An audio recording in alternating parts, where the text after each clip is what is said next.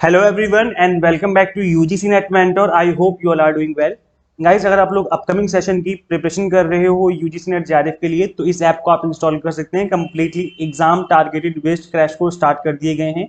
Completely exam targeted video lectures हैं, online mock test हैं, PDF material है। एक सिंगल प्लेस पे आपको सारी चीजें अवेलेबल हो जाएंगी ताकि आपकी प्रिपरेशन अच्छे से हो जाए।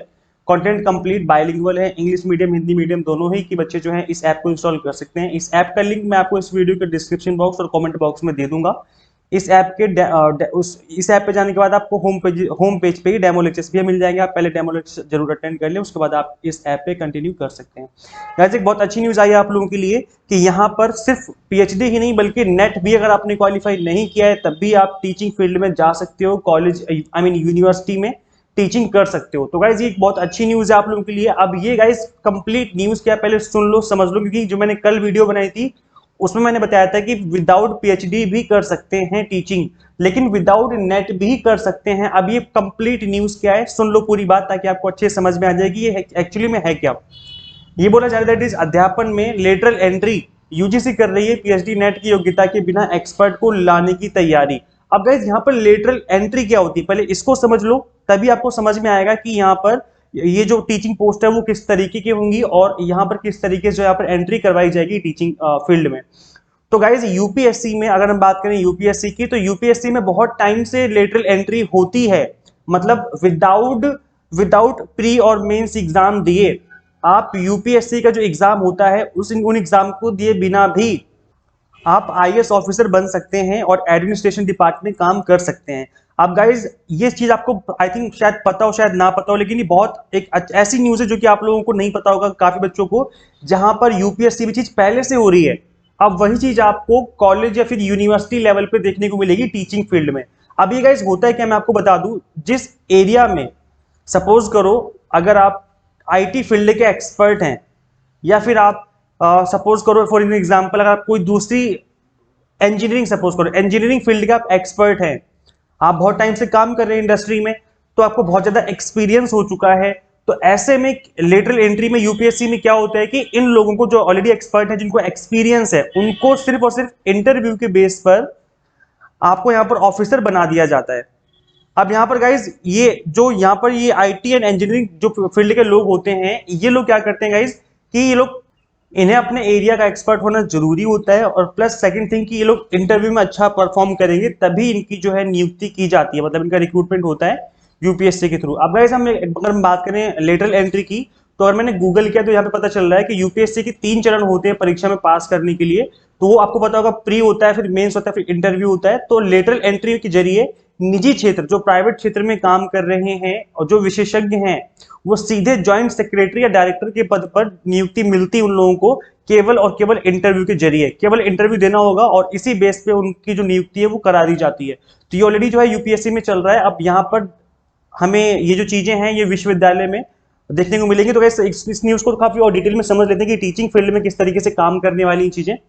विश्वविद्यालय अनुदान आयोग दैट इज यूजीसी विश्वविद्यालय और कॉलेजों में प्रोफेसर पद के लिए लेटरल एंट्री शुरू करने की योजना बना रहा है, जैसे सिविल सर्विसेज में बहुत टाइम से होता आ रहा है। प्रस्ताव के अनुसार इंजीनियरिंग फील्ड में नीति दैट इज पॉलिसी, जो पॉलिसी मेकिंग फील्ड होती हैं, संचार की फील्ड में, आदि क्षेत्रों में इंडस्ट्री एक्सपर्ट जो हैं, आदि का मतलब है कि इसके अलावा जो दूसरी फील्ड है वो भी इसमें इंक्लूडेड है। जैसे कोई शेयर मार्केट में काम कर रहे हैं बहुत लंबे टाइम से, जिसको फाइनेंस की बहुत ज्यादा नॉलेज हो चुकी है, तो वो फाइनेंस की फील्ड में भी टीचिंग कर सकता है। कोई सीए है जिसको अकाउंट्स की बहुत भयंकर नॉलेज है, काफी टाइम से वो एक्सपर्ट है, उस फील्ड में काम कर रहा है, प्रैक्टिस में था, तो ऐसे में उनको भी यहाँ पर जो है टीचिंग में आने का मौका मिल सकता है। इसके अलावा जो लॉयर होते हैं जो ऑलरेडी किसी कोर्ट में केस लड़ रहे हैं बहुत लंबे टाइम से, 5 साल 10 साल हो चुके, उनको एक्सपीरियंस हो चुका है अच्छा खासा, तो वो लॉ के फील्ड में जाकर के टीचिंग कर सकते हैं। तो ये जो है इस पोस्ट को बोला जाएगा, इस पोस्ट का नाम दिया गया है, मैं आपको बताता हूँ भी आगे। कॉलेज और विश्वविद्यालयों में पूर्णकालिक और अंशकालिक फैकल्टी सदस्यों के तौर पर पढ़ा सकेंगे। अब पूर्णकालिक का मतलब है कि परमानेंट पोस्ट हो जाएगी और अंशकालिक का मतलब है कि ऑन होता है ना कॉन्ट्रेक्चुअल बेसिस जो होती हैं, तो अंशकालिक वो हो जाएगा। ये दोनों ही जो है यहाँ पर पोस्ट मेंशन करी गई हैं और इनके पास पीएचडी ना हो या उनके पास राष्ट्रीय पात्रता परीक्षा जिसको हम नेट एग्जाम कहते हैं वो भी नहीं है, दोनों चीजें नहीं है, तब भी वो टीचिंग फील्ड में आ सकते हैं।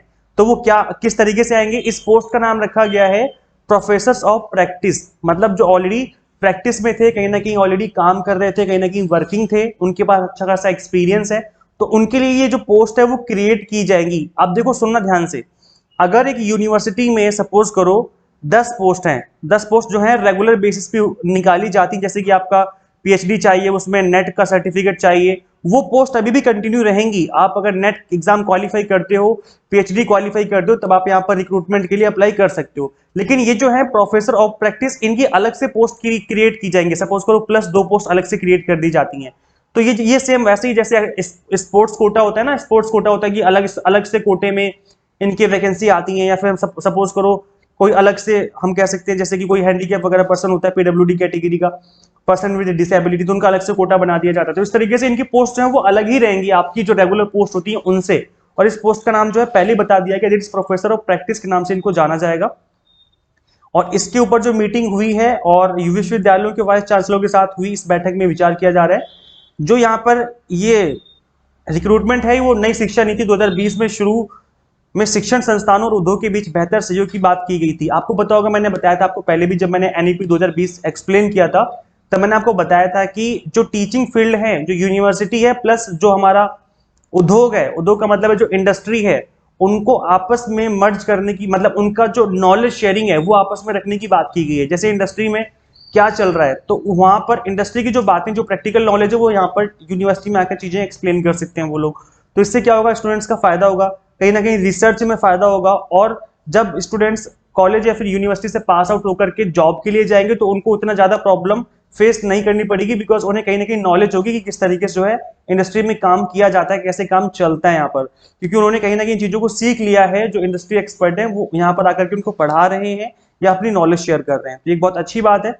आप देखेंगे यहाँ पर जो अदर फील्ड है, आर्टिफिशियल इंटेलिजेंस हो गया, रोबोटिक्स हो गया, मैकाट्रॉनिक्स हो गया, ये भी विषय इसके अंदर शामिल है। इसके अलावा जो अदर फील्ड है उनकी बात भी इसके अंदर की गई, बिकॉज आदि लिखा हुआ है, इसका मतलब अदर फील्ड भी इसके अंदर बनाई जाएंगी। यहाँ पे बोला गया कि हमें कमेटी बनाएंगे जो कि इन बारीकों को देखेंगे, और कमेटी जो है रिपोर्ट पेश करेगी किस तरीके से इस चीज को इम्प्लीमेंट किया जाए। और अब ये उन लोगों के लिए बहुत अच्छा मौका है जो कि टीचिंग फील्ड में आना चाहते हैं, लेकिन उनके पास पीएचडी नहीं है, या फिर उन्होंने नेट का जो एग्जाम है वो क्वालिफाई नहीं किया है। तो इस तरीके से जो है उनको बहुत फायदा मिलेगा। नियमों को अंतिम रूप देने के बाद इंडस्ट्री एक्सपर्ट के लिए कॉलेजों और विश्वविद्यालयों में स्थायी और विजिटिंग फैकल्टी दोनों के तौर पर पढ़ाने की गुंजाइश पैदा हो जाएगी। तो यहाँ पर परमानेंट पोस्ट भी देखने को मिलेंगी और विजिटिंग फैकल्टी भी मिलेगी। विजिटिंग फैकल्टी का मतलब है कि वो कभी कभी आएंगे, अपना लेक्चर देके चले जाएंगे, और उनको पर लेक्चर के अकॉर्डिंग पे कर दिया जाएगा, क्योंकि वो कहीं ना कहीं काम कर रहे हैं, वो अपने इंडस्ट्री में किसी बिजनेस में काम कर रहे हैं। अब वो परमानेंट यहाँ पर नहीं पढ़ा सकते, तो वो फिर वो विजिटिंग फैकल्टी के पार्ट बन जाएंगे। जैसे कि सैटरडे विजिट कर लिया, किसी मंथ के सैटरडे को विजिट करके क्लास ले ली, इस तरीके से, ताकि अपनी नॉलेज शेयर करें वो, और उनको पर लेक्चर के अकॉर्डिंग पैसे पे कर दिए जाएंगे। तो ये जो चीजें हैं बहुत अच्छी हैं और अपकमिंग डेज में हमें देखने को मिलेंगी। इसके अलावा गाइस आपका क्या कहना है, आप यहाँ पर कमेंट करके हमें बता सकते हैं वीडियो के नीचे। मुझे लगता है बहुत अच्छी पहल है यूजीसी की तरफ से। गाइस यूजीसी नेट मेंटोर की ऐप अभी तक आपने इंस्टॉल नहीं की तो फटाफट से इंस्टॉल कर लो, बिकॉज अपकमिंग सेशन की completely exam targeted based study चल रही है, और जो फ्री का कंटेंट अवेलेबल है हर जगह अवेलेबल है। मेरे चैनल पे भी फ्री का कंटेंट आपको मिल जाएगा, लेकिन फ्री की चीजें कभी भी कंप्लीट कोर्स आपको फ्री में नहीं करवाया जाता है, कहीं भी देख लेना आप। और सेकंड थिंग कि फ्री की चीजें जो है वो फ्री की तरीके से ही रहती हैं, उसमें ज्यादा वैल्यू ऐड करके चीजों को नहीं पढ़ाया जाता है। तो आप एक बार में इस एग्जाम को क्वालिफाई करें, सीरियस होकर के पढ़ें और इस ऐप को इंस्टॉल करें, डेमो लेक्चर जरूर अटेंड करें। यहाँ पर आपको ऑनलाइन मॉक टेस्ट भी मिल जाएंगे। गाइस मिलते हैं नेक्स्ट वीडियो में, till then keep watching UGC NET mentor. Thank you so much.